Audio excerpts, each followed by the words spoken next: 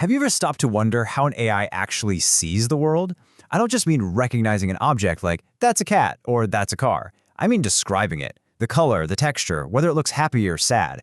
Well, there's a new breakthrough that's completely flipping the script on how we teach AI to see all those tiny details. And the wildest part, it does it without any traditional training at all. So let's get into it. Okay, so take a look at these two. For us, it's easy, right? Words just pop into your head: young, small, spotted, playful. We don't even have to think about it. But for a machine, that simple act is actually one of the biggest challenges in computer vision. I mean, how do you really teach an AI the difference between fluffy and scruffy, or shiny and dull? And this really gets to the heart of a problem that researchers have been wrestling with for years. You could call it the detail dilemma. It's all about bridging that gap between just seeing an object and truly understanding it. The official name for this is attribute detection. And it's pretty much what it sounds like. It's the whole task of teaching an AI to pick out and describe all those nuanced properties of an object. We're not just talking about what it is, but what it's like. So how have people usually tried to do this? Well, pretty much the old-fashioned way: brute force. You get a whole army of people to sift through millions of images and manually label every single attribute they can think of. You know, this dog is brown, this car is shiny, this shirt is striped. Over and over and over. Yeah, but as you can imagine, this whole approach has some pretty major flaws. For one, it's a massive bottleneck. The labels are almost always incomplete. Someone might label the color but totally forget the texture. They're inconsistent. What I call beige, you might call tan. And they can be super ambiguous. I mean, is that goat on the left red, or is it a shade of brown?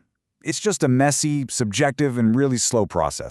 So what happens when you try to build a super advanced AI on a foundation of messy, inconsistent data? Well, you run into some serious walls pretty quickly, and it shows the real limits of learning this way. And this isn't just a hunch. The researchers behind this new method say it pretty clearly. When you take an AI that was trained on one specific set of human-labeled images, and then you show it a completely different set, its performance just tanks. It doesn't know how to generalize what it's learned. And this is the perfect way to think about it. The AI gets really good at its one specific training dataset, but that's it. It's like someone who's only ever seen animals in a zoo trying to identify wildlife out in a jungle. The real world is just too varied, too unpredictable, and the old rules just don't apply. Okay, so if traditional training is the problem, what's the solution? This is where things get really, really clever. A whole new approach suggests we should just stop trying to force-feed the AI and instead give it a much smarter tool. The big idea is to just reframe the entire problem. Instead of trying to make an AI memorize every possible combination of attributes for every object in existence, what if we just gave it a cheat sheet, a kind of reference library it could check anytime it sees something new? And that is exactly what this new method called COMCA does. COMCA stands for Compositional Caching. And the really critical part here is that it's completely training-free. It helps existing AI models get way smarter by giving them a smart cache of images and knowledge to check their work against. All right, a smart cache sounds great, but what actually is it? How do you build a cheat sheet for an AI that's supposed to understand the entire visual world? Well, the process is fascinating. So COMCA builds its cache in 3 steps. First, it uses language models and just data from the web to figure out which attributes usually go with which objects. It learns that wet dog is a pretty common phrase, while wet car isn't as much. Second, it goes and finds real-world images that match those common pairs, so tons of pictures of wet dogs. And finally, and this is the magic trick, it applies soft labels to all those images. And this is where you can really see the difference. The old way used a hard label. That's it. This is a large car. End of story. But with soft labels, Samcast understands that the same image isn't just one thing. It might see that large car and say, okay, this is also about 90% blue, 75% shiny, and maybe 30% new. It's not a single answer. It's a rich description, kind of like how our own brains work. So the theory is pretty elegant, right? But does this smart cache thing actually improve how an AI sees?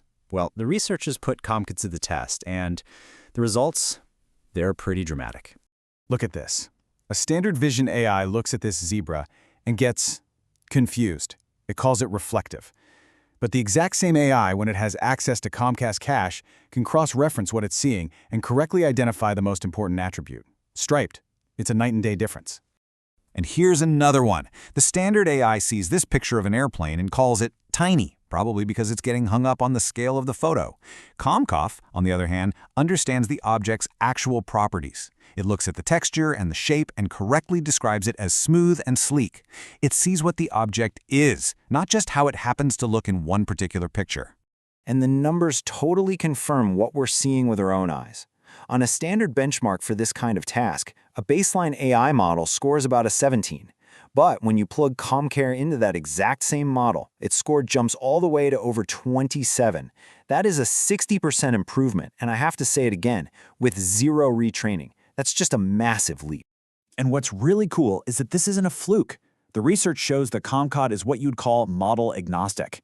You can apply it to a whole bunch of different AI vision models, and it consistently gives them a huge performance boost. It's like a universal upgrade for an AI's eyesight. So clearly, this is a powerful new technique. But why is a training-free approach so important? Let's just zoom out for a second and think about the bigger picture for the future of AI. This whole idea of a training-free future is a real paradigm shift.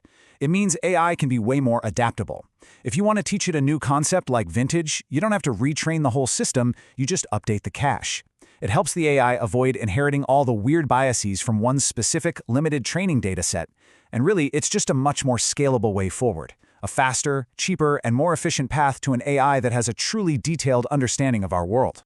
So the main takeaway here is that we're fundamentally changing how an AI learns. It's going from a student who has to memorize facts to a scholar who knows how to use a library. And that leaves us with a pretty provocative final thought.